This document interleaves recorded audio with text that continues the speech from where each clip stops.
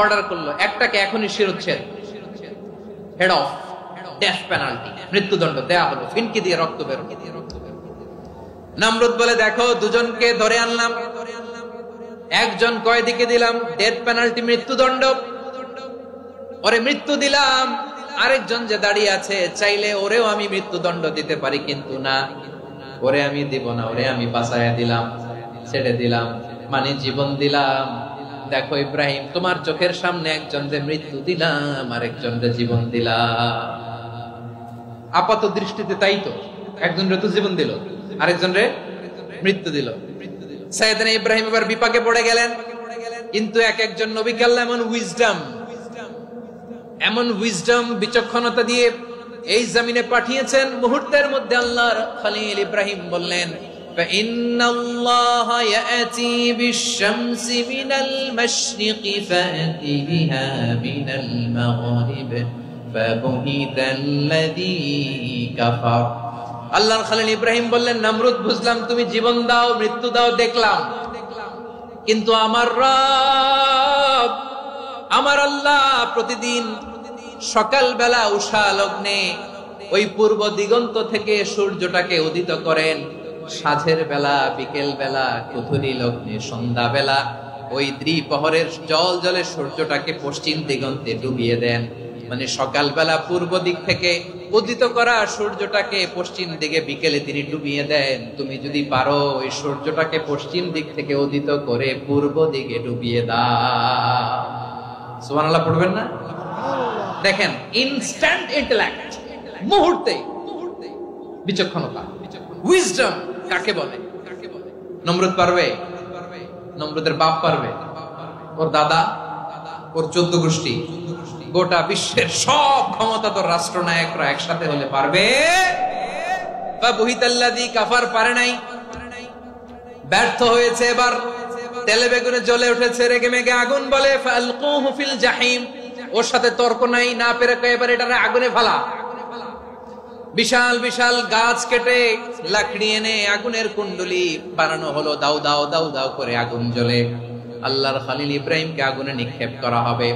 আল্লাহর খলিল সাইয়েদনা ইব্রাহিমের হাতের মধ্যে রশি দিয়ে টাইট করে বাঁধা হলো, পায়ের মধ্যেও টাইট করে রশি দিয়ে বাঁধা হলো। আল্লাহর খলিল ইব্রাহিমকে আগুনের কুণ্ডলির মধ্যে ফেলা হবে। ও মিয়া, আপনি যে বিপদের কারণে ভয় পান, হতাশ হন, এটা কোনো বিপদ ওনার বিপদের সামনে? পটুয়াখালী আওয়াজ করে বলুন, সাইয়েদনা খলিল ইব্রাহিমের বিপদের সামনে আমাদের বিপদগুলো কোনো বিপদ? কোনো বিপদই না, এটা কোনো বিপদই না। হাত পা বেঁধে টাইট করে নিক্ষেপ করা হবে, সিম্পলি ফেলা যাবে না, কারণ দাও দাও করে দ্য ব্লেজিং ফায়ার, এমন আগুনের কুণ্ডলি, কাছে যাওয়া যায় না, আগুনের উত্তাপে নিক্ষেপ করা হবে। হাতে রশি বেঁধে, পায়ে রশি বেঁধে আল্লাহর খলিল ইব্রাহিম আলাইহিস সালামকে আগুনের মধ্যে নিক্ষেপ করা হবে। আহা, এটার বলে অগ্নি পরীক্ষা। উনি অগ্নি পরীক্ষার সম্মুখীন হয়েছে, এজন্য কঠিন পরীক্ষাকে আমরা অগ্নি পরীক্ষার সাথে তুলনা করি, ঠিক কিনা? সাইয়েদনা জিবরাইল এসে বললেন, ও আল্লাহর খলিল, ওরা তো আপনার হাতও বেঁধে ফেললো, পাও বেঁধে ফেললো, নড়াচড়ার সুযোগ নাই, বলেন আমি জিবরিল ফেরেশতা আপনার জন্য কি করতে পারি? আল্লাহর খলিল ইব্রাহিম বলেন, ও জিবরাইল, তোমার কাছে আমার কোনো চাওয়া পাওয়া নাই। সুবহানাল্লাহ বলেন। তোমার কাছে বলার কিছু নাই, তোমার সাহায্যের আমার দরকার নাই। সাইয়েদনা ইব্রাহিম আলাইহিস সালামকে হাতে পায়ে রশি বেঁধে, হাত পা বাঁধা অবস্থায় জ্বলন্ত অগ্নিকুণ্ডে যখন নমরুদের দলবল নিক্ষেপ করবে, আল্লাহর খলিল কিভাবে নিজেকে আল্লাহর কাছে সঁপে দিয়েছেন, পটুয়াখালীর ভাইরা খেয়াল করে শুনুন। হাত পা বেঁধে আল্লাহর খলিলকে যখন নিক্ষেপ করা হবে, তিনি মুখ ফুটে বলে ফেললেন, হাসবুনাল্লাহু ওয়া নি'মাল ওয়াকিল। হাসবুনাল্লাহু ওয়া নি'মাল ওয়াকিল, আমার জন্য আল্লাহই যথেষ্ট, আমার জন্য আল্লাহই যথেষ্ট। তিনি আমার সবচেয়ে বড় গার্ডিয়ান, তিনি আমার সবচেয়ে বড় অভিভাবক। জিবরাইলের সাহায্যে অফারকে ফিরিয়ে দিলেন, দুনিয়ার বুকে কারো কাছে কিছু বলেন নাই, মুখ ফুটে বলেছেন হাসবুনাল্লাহ। ও আমার পটুয়াখালীর প্রাণের ভাইয়েরা, খেয়াল রাখবেন, কোন বান্দা তার হাতে থাকে সব চেষ্টাটুকু করার পরে মুখ ফসকে মুখ দিয়ে যখন বলে ফেলে হাসবুনাল্লাহ, বান্দা যখন হাসবুনাল্লাহ বলে ফেলে ওই ব্যাপারটা ডিল করার দায়িত্ব স্বয়ং আল্লাহ আরশের উপর থেকে নিয়ে নেয়। আপনি যখন বলে ফেলবেন হাসবুনাল্লাহ, এটা ডিলিং করবে কে তখন? চিল্লায় বলেন না, তিনি কে?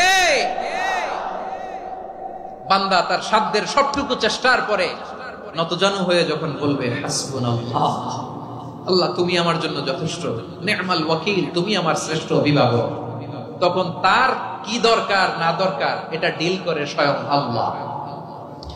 নিক্ষেপ করা হলো সাইয়েদনা ইব্রাহিমকে অগ্নিকুণ্ডলিতে।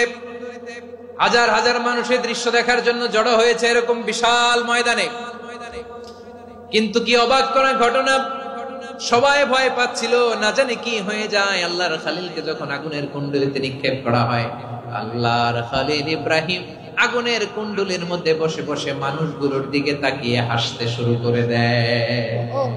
কারণ আকাশ থেকে রব্বুল আলামিন স্পেশাল ভার্ডিক্ট নাজিল করেছেন, স্পেশাল হুকুম জারি করেছেন, কুলনা ইয়া নারু কুনি বারদান ওয়া সালামান আলা ইব্রাহিম। ও আগুন খবরদার, সৃষ্টি শুরু থেকে তোকে একটা ধর্ম আমি বাতলে দিয়েছিলাম, তোর ধর্ম আগুনের ধর্ম হলো যা পাবে জ্বালিয়ে সারখার করবে। আল্লাহ বলল, আগুন তোর ধর্ম